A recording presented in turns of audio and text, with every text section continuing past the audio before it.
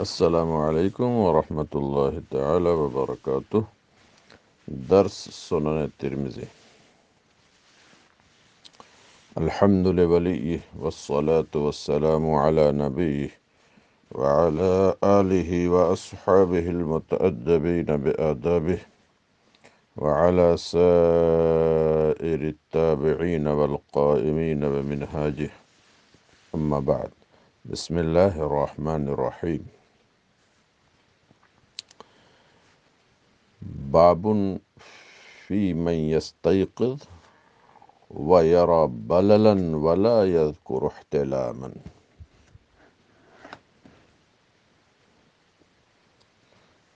یہ باب اس سلسلے میں ہے کہ کوئی بندہ بیدار ہوا نیند سے، چاہے وہ رات کی نیند ہو یا دن کی ہو، اس نے اپنے کپڑے میں یا بدن پر تراوٹ پائی۔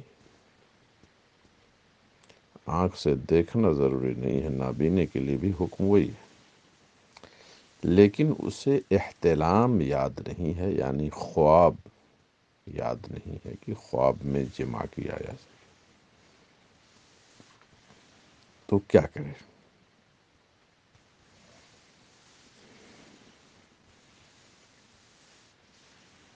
اور ایک یہ ہے کہ اسے یاد ہے خواب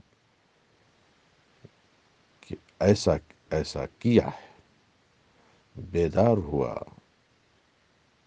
تراوٹ پائی، یقین ہے کہ یہ منی ہے، کپڑے میں پایا، بدن پہ پایا،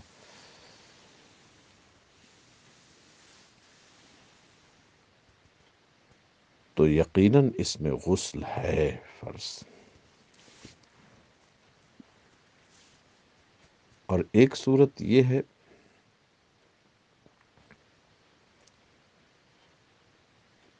کہ احتلام تو یاد ہے، لیکن بیدار ہوا تو کوئی تراوٹ نہیں ہے، نہ کپڑے پہ نہ بدن پہ، کہیں کچھ نہیں۔ ایک تیسری صورت یہ بھی ہے کہ اسے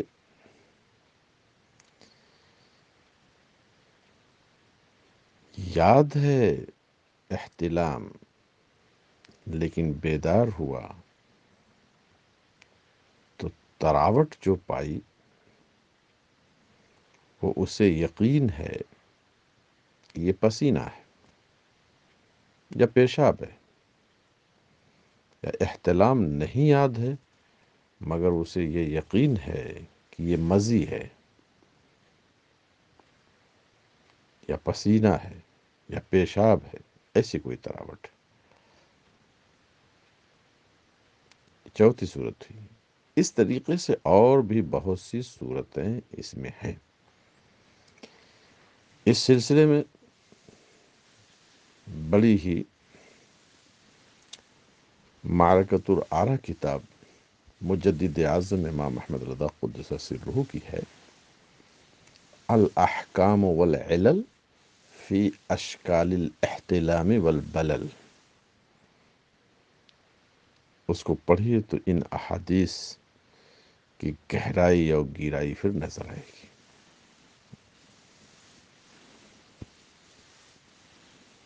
حدثنا احمد بن منی حدثنا حماد بن خالد الخیاط عن عبد اللہ بن عمر عن عبید اللہ بن عمر، ایک تصغیر کے ساتھ اور ایک اس میں مکبر۔ جو مکبر ہیں ان کا حفظ بنسبت مصغر کے کمزور تھا، مصغر کا حفظ بہت مضبوط۔ وہ روایت کرتے ہیں قاسم بن محمد بن ابی بکر سے، وہ روایت کرتے ہیں اپنی پھوپھی صدیقہ بنت صدیق رضی اللہ تعالی عنہا سے، وہ فرماتی ہیں مصطفیٰ کریم سے سوال ہوا اس شخص کے بارے میں کہ جو تراوٹ پائے اور احتلام اسے یاد نہ ہو۔ آقا کریم نے فرمایا اس کے اوپر غسل ہے۔ اور اس شخص کے بارے میں سوال ہوا جو یقین رکھتا ہے، ظن غالب ہے، یرا انہ قد احتلم، کہ اسے احتلام ہوا، یعنی یاد ہے اسے خواب، لیکن جب بیدار ہوا تو لم یجد بللا، کوئی تراوٹ نہیں پایا، تو فرمایا اس کے اوپر غسل نہیں ہے۔ ام سلمہ ام المومنین نے عرض کیا، یا رسول اللہ، کیا عورت بھی اگر ایسا دیکھے احتلام تو کیا اس پہ بھی غسل ہے؟ فرمایا ہاں، ان النساء شقائق الرجال، شقیقہ کی جمع، بے شک عورتیں تو مردوں ہی کی نظیر ہیں، جو حکم مردوں کا اس سلسلے میں وہی حکم عورتوں کا ہے۔ اور شقہ چیڑ کے نکالنا، عورت تو حضرت حوا رضی اللہ عنہا کو حضرت آدم علیہ السلام کی پسلی کی ہڈی سے پیدا کیا گیا، تو اثرات وہ اس میں بھی ہیں۔ بعض امہات المومنین کو تعجب اس سے ہوا، کیونکہ احتلام یہ شیطانی وسوسے سے ہوتا ہے، صحبت مصطفیٰ کی برکت سے ازواج مطہرات اس سے پاک تھی، اس لیے انہیں تعجب تھا۔ آقا کریم نے یہ سمجھایا، اور صرف اتنا نہیں فرمایا کہ ہاں ان پر غسل ہے، فرمایا ان النساء شقائق الرجال، اس کی علت بھی بتا دیا مصطفیٰ کریم نے، کہ وجہ بھی بتا دیا۔ اور نبی کریم صلی اللہ علیہ وسلم سے پوچھا کس نے یہ مسئلہ؟ مولا کائنات نے پوچھا، یا انہوں نے حکم دیا مقداد بن اسود کو، انہوں نے پوچھا، یا عمار ابن یاسر کو کہا، انہوں نے پوچھا، یا انہوں نے ان کو کہا، انہوں نے ان کو کہا، اس طریقے سے پوچھا، یا مولا کائنات نے حکم دیا ان کو کہ پوچھ لو، کیونکہ سیدہ فاطمۃ الزہرا رضی اللہ عنہا ان کے عقد میں تھیں، تو حیا کی وجہ سے نہیں پوچھا، تو جب حکم دیا پوچھ لو، تو ان کا پوچھنا ان کا پوچھنا ہوا کہ ان کے حکم سے پوچھا، تو مجازن نسبت ان کی طرف، یا تعدد واقعہ پر محمول ہے، تو کوئی تعارض نہیں، کوئی تکلف نہیں۔ ابو عیسیٰ ترمذی فرماتے ہیں اس حدیث کی روایت عبداللہ بن عمر نے عبید اللہ بن عمر سے حدیث عائشہ کی روایت کیا، مرد کے بارے میں، کہ یجد البلل، کہ وہ تری پاتا ہے لیکن اسے خواب یاد نہیں، مگر عبداللہ جو تکبیر، ان کی تضعیف یحییٰ بن سعید قطان نے حفظ کے جہت سے کیا ہے، نام ہے مکبر لیکن حفظ میں کلام ہے، اور جن کا نام ہے مصغر ان کے حفظ کی پختگی کا ذکر کیا گیا۔ یہی قول بہت سے اہل علم صحابہ تابعین کا ہے کہ اذا استيقظ الرجل فرأى باللہ، جب کوئی شخص بیدار ہوا نیند سے اور اس نے تراوٹ دیکھی، بلتن او بلتن، تو وہ غسل کرے۔ یہی قول سفیان ثوری، احمد بن حنبل کا ہے، اور بعض اہل علم تابعین کے کہتے ہیں کہ اس پر غسل واجب ہے اس وقت جب وہ تراوٹ نطفے کی تراوٹ ہو، یعنی منی کی ہو، دفق و شہوت سے خارج ہوا ہو، ایسا معاملہ ہو، تب۔ یہ قول امام شافعی کا، اسحاق بن راہوی کا ہے۔ اور اگر کسی شخص نے احتلام تو یاد ہے لیکن کوئی تراوٹ نہیں پایا، تو فلا غسل علیہ عند عامت اہل العلم، عام اہل علم کے ہاں کوئی غسل نہیں۔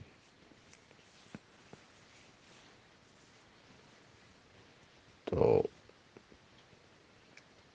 یہ ہے گویا کی مدار ہے تری پر، کیونکہ یہی علامت ہے۔ ورنہ نیند کا کیا معاملہ، نیند میں تو بہت کچھ بندہ دیکھتا ہے، اس کا کوئی اعتبار نہیں۔ دار و مدار حکم کا وہ ہے تری پر۔ اب کبھی ایسا بھی ہوتا ہے کہ بدن کی حرارت کی وجہ سے منی رقیق ہو جاتی ہے، تو بندہ امتیاز نہیں کر پاتا کہ منی ہے کہ مزی ہے، پھر بھی غسل ہے اس پر۔ باب ما جاء فی المنی والمذی، اور ایک اور شے ہے ودی، جو سفید جو مادہ تولید ہوتا ہے اور ذکر سے نکلے اور پھر نکلنے کے بعد بندہ ڈھیلا ہو جائے، انکسار ہو جائے اس میں، وہ منی ہے۔ عورت کی منی پیلی ہوتی ہے، اور مزی جو ہے یہ بیوی سے ملاعبت کے وقت، بوس و کنار کے وقت یہ نکلتی، اس میں دفق و شہوت نہیں ہوتی۔ اور ودی جو ہے وہ گاڑھا سفید مادہ ہے جو پیشاب کے بعد نکلتا ہے، اس کو کہتے ہیں نا کہ وہ کمزوری کی وجہ سے ایسا ہوتا ہے، دھات نکلتی ہے۔ حدثنا محمد بن عمرو السواق البلخي حدثنا حشيم عن يزيد بن أبي زياد تحويل السند. حدثنا محمود بن غيلان حدثنا حسين الجعفي عن زايد عن يزيد بن أبي زياد، يزيد بن زياد یہی مدار سند ہے، عن عبد الرحمن بن أبي ليلى عن علي قال سألت النبي، حضرت علی فرماتے میں نے سوال کیا مصطفیٰ کریم سے، یا میں نے وہ مقداد بن اسود کو حکم دیا، یا ابی بن کعب، ابھی ہم نے گفتگو کیا اس پر، مزی کے بارے میں پوچھا تو حضور نے فرمایا مزی کی وجہ سے وضو ہے، غسل ہے، اور منی کی وجہ سے غسل ہے۔ یہ اتنا بڑھا کر کے بتایا تاکہ اشتباہ ختم ہو جائے۔ اس باب میں مقداد بن اسود ابی بن کعب سے بھی روایت ہے۔ ابو عیسیٰ ترمذی فرماتے ہیں حدیث حسن صحیح ہے، اور روایت عن علی عن النبی صلی اللہ علیہ وسلم من غیر وجہ، تعدد طرق سے روایت ہے کہ مزی کے سبب، من سببیہ، مزی کے سبب وضو ہے اور منی کے سبب غسل ہے، یعنی خروج مزی نواقض وضو سے ہے اور خروج منی موجبات غسل سے ہے۔ یہی عام اہل علم، صحابہ، تابعین، تبع تابعین وغیرہ قول، یہی قول امام شافعی و احمد اسحاق کا بھی، یہی قول امام اعظم کا بھی ہے، امام مالک کا بھی ہے۔ یہ باب ہے کہ مزی کپڑے میں لگ جائے تو کیا بھی مزی پیشاب کی طرح سے نجس چیز ہے۔ حدثنا حناد حدثنا عبد عن محمد بن اسحاق عن سعید بن عبید، عبید یہ ابن السباق، عن ابیہ عن سہل بن حنیف جو صحابی رسول ہیں، بدری صحابی، قال كنت القى من المدی شدة وعناء، مجھے مزی کے سبب بڑی سختی اور بہت ہی مجھے بوجھ ہوتا تھا، بڑی کلفت و دقت محسوس ہوتی تھی، فكنت اکثر منه الغسل، میں اس سے زیادہ غسل کرتا تھا، برابر بار بار غسل کرتا تھا۔ تو میں نے مصطفیٰ کریم کی بارگاہ میں، جہاں پر ہر درد کا مداوا، ہر مرض کا علاج ملتا ہے، بارگاہ رسالت میں نے عرض کیا اور اس سلسلے میں حکم شریعت دریافت کیا، تو آقا کریم نے فرمایا انما یجزیک من ذلک الوضوء، ایسے جب مزی نکل جائے تو تمہیں وضو کافی ہے۔ میں نے عرض کیا یا رسول اللہ کیف بما یصیب الثوب منہ، اگر میرے کپڑے میں مزی لگ جائے تو پھر کیسے کروں؟ فرمایا یکفیک ان تاخذ کفا من ماء، کافی ہے تمہارے لیے کہ اپنے لب سے پانی لو اور اس سے اس پر چھینٹ مارو، تندحو یا ندح بمانا غسل خفیف، اور ہلکے انداز میں اپنے کپڑے کو دھو لو وہاں جہاں پر مزی لگی ہے۔ پورا کپڑا دھونا ضروری نہیں، حیث ترى انہ اصاب منہ، تو دھو لو۔ قال ابو عیسیٰ الترمذی هذا حدیث حسن صحیح، اس پہ بار بار گفتگو ہوئی کہ حسن او صحیح، حسن و صحیح، اور لا نعرف مثل هذا الا من حدیث، یہ روایت ہمیں صرف محمد بن اسحاق سے مدی کے بارے میں اس جیسی روایت ہے، یعنی یہ تفرد ہے، اور اہل علم کا اختلاف ہے مزی میں کہ کپڑے پہ اگر لگ جائے۔ بعض حضرات کہتے ہیں دھونا ضروری ہے، یہی قول امام شافعی کا ہے، اس میں تو دھونا ضروری ہے۔ مزی میں تو امام شافعی کتنی شدت ہے، اور منی کو کہتے ہیں پاک ہے، کہ مادہ تولید ہے۔ اسحاق بن راہبہ کا بھی یہی قول ہے۔ بعض فقہا فرماتے ہیں کافی ہے غسل خفیف یا اس پر پانی کی چھینٹ مار دینا اگر شبہ کا احتمال ہو۔ امام احمد بن حنبل کہتے ہیں مجھے توقع یہ ہے کہ غسل خفیف یہ کافی ہے، جب کوئی چیز زیادہ اس میں عموم ہوتا ہے تو تخفیف آتی ہے۔ یہ باب اس سلسلے میں کہ مزی کے بجائے اگر منی کپڑے میں لگ جائے تو احناف کے یہاں، مالکیہ کے یہاں منی نجس ہے۔ مالکیہ تو سختی کرتے ہیں منی دھونے سے ہی پاک ہوگی، چاہے منی خشک ہو یا تر ہو۔ احناف نے کچھ تخفیف رکھی ہے کہ اگر منی خشک ہو گئی ہے تو ہاتھ سے انگلی سے رگڑ دینے سے ہی پاک ہو جائے گی، اور اگر تر ہے تو دھونا ہی دھونا ہے۔ امام شافعی اور امام احمد بن حنبل کے ہاں منی پاک ہے، لہذا دھونے کی ضرورت نہیں ہے۔ دھونے کا اگر حکم ہے کہیں حدیث میں تو وہ حکم استحبابی ہے، یعنی وہ ایک نظافت مقصود ہے، جیسے کہیں ریت لگ جائے تو اس کو صاف کر لیا جائے، دھو دیا جائے، بس ویسے ہی نظافت۔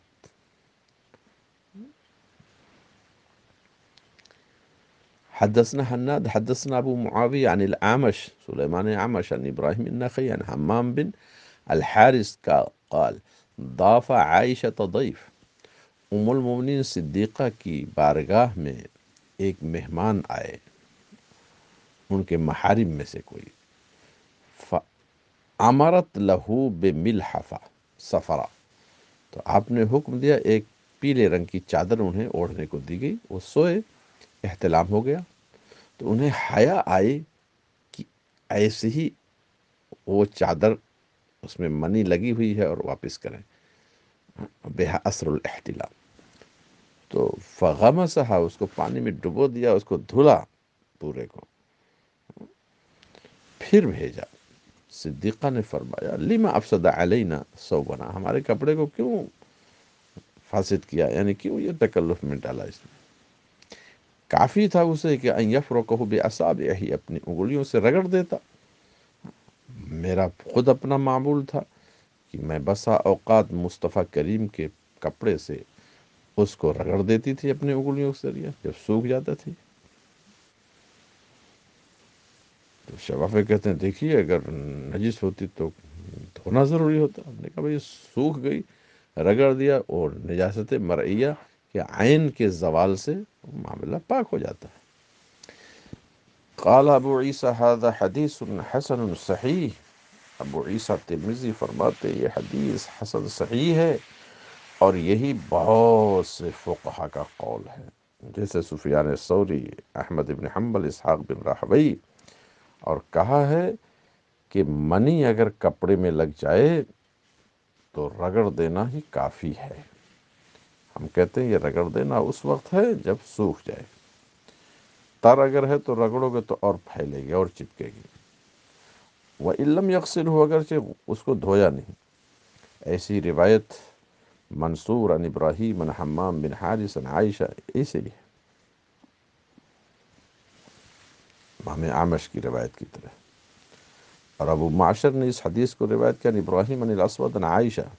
حدیث اعمش یہ اصح ہے۔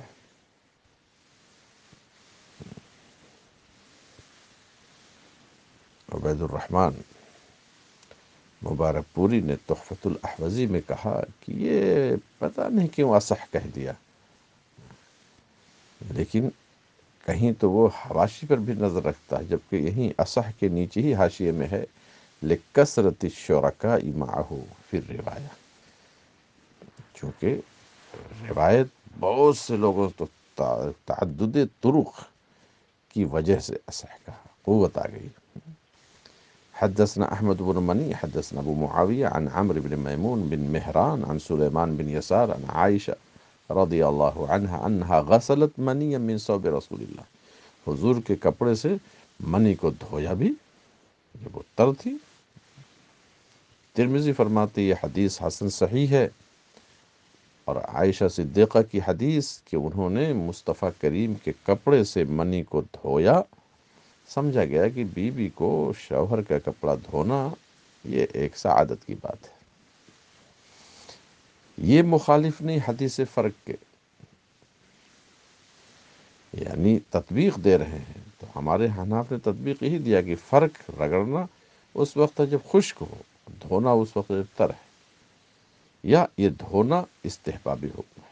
وَإِنْ كَانَ الْفَرْقُ يُجْزِي، اگرچہ رگڑنا بھی کافی کر مگر مستحب ہے مرد کے لیے کہ اس کو دھو دے، رگڑ بھی دو دھو بھی دے، تاکہ اللہ یرا علی ثوبہ اثرہ، اس کے کپڑے پر اس کا اثر دکھائی نہ دے۔ اور ابن عباس رضی اللہ تعالی عنہ فرماتے ہیں کہ منی منزل میں مخاط کے ہے، ریٹ کے ہے، لہٰذا امت ہو اماتا، اس کو زائل کرو اپنے سے، اپنے بدن سے، اپنے کپڑے سے، ولو بے اسخر، اگرچہ اسخر گھاس ہی سے صحیح، اسکر گھاس میں وہ خوشبو والی گھاس جو ہوتی ہے، تو ظاہر بات ہے اس سے صاف کرنے سے وہ تو دھلنا نہیں ہوا، تو اس کا مطلب خشک کو اگر رگڑ دو گے تو بھی صاف ہو جائے گی۔ اور ریٹ سے تشبیہ دیا اس کے ظاہر کے حساب سے۔ شافعی نے کہا دیکھیے ریٹ ناپاک نہیں ہے تو منی بھی ناپاک نہیں۔ ہمارے ہاں دوسری حدیث ہے وہ اس پہ دلیل ہے۔ یہ باب اس سلسلے میں ہے کہ جنوبی غسل سے پہلے سوئے تو کوئی بات نہیں ہے، نماز کا وقت ہو تو غسل اس پہ فرض ہے، لیکن جنابت ہوئی تو فوراً اس کو غسل کرنا ضروری نہیں ہے، سونے کے لیے ضروری نہیں ہے۔ ہاں بعض روایتوں میں جو ہے وہ یہ ہے کہ نجاست کی جگہ کو دھو لے، ذکر کو دھو لے، ایسے ہی وضو کا ذکر ہے تو یہ وضو لغوی کر لے، دھو لے اس کو، اس سے ایک تو نشاط پیدا ہوگا، دوسرے گندگی بدن میں نہیں رہی۔ حدثنا حناد حدثنا ابو بکر بن عیاش عن الاعمش عن ابی اسحاق عن الاسود عن عائشة الصدیقہ بنت صدیق رضی اللہ عنہما قالت کان النبی صلی اللہ علیہ وسلم ینام، مصطفیٰ کریم جیسا نظیف طبیعت کا مالک، ان کا حال یہ تھا کہ وہ سوتے تھے حالت جنابت میں، ولا یمس ماء، پانی کو چھوتے بھی نہیں تھے، نہ غسل کے لیے نہ وضو کے لیے۔ اور بعض روایتوں میں کہ وضو فرماتے تھے تو تطبیق یہ دیتے لا یمس ماء ای للغسل لا للغسل۔ حدثنا حناد حدثنا وکیع عن سفیان عن ابی اسحاق نحوہ و مثلہ کا فرق بتایا گیا تھا۔ ترمذی فرماتے ہیں یہ سعید ابن مسیب وغیرہ کا قول ہے، اور بہت سے لوگوں نے حضرت اسود سے روایت کیا ہے وہ ام المومنین صدیقہ سے روایت کرتے ہیں، وہ مصطفیٰ کریم سے. مصطفیٰ کریم کان یتوضا قبل ان ینام، سونے سے پہلے وضو یعنی وضو لغوی فرماتے تھے، یا وضو شرعی. وضو لغوی یہ ہے کہ ذکر کو دھو لیتے تھے، وضو شرعی واضح ہے. تو یہ صرف اطمینان کے لیے، نشاط کے لیے. اور کہہ رہے ہیں یہ ابو اسحاق کی حدیث سے اصح ہے جو اسود سے روایت ہے، کہ اس میں یہ ہے کہ بالکل نہیں دھوتے تھے. یہ نظافت طبع کا تقاضا یہ ہے کہ وہ دھو لیں. اور روایت ابو اسحاق کی اس حدیث کی جو کیا ہے شعبہ نے، ثوری نے، اور غیر واحد نے، اور متعدد لوگوں نے، ان حضرات کی رائے یہ ہے کہ حضرت ابو اسحاق سے غلطی ہو گئی ہے. انہوں نے کہا کہ لا مسلمان، اور توجیہ ہم نے کیا تھا اوپر سے کہ غلطی کا معاملہ نہیں ہے، لا مسلمان للغسل، لہذا دونوں میں کوئی تعارض نہیں ہے. وصلی اللہ تعالی علی النبی الکریم وعلی آلہ وصحبہ.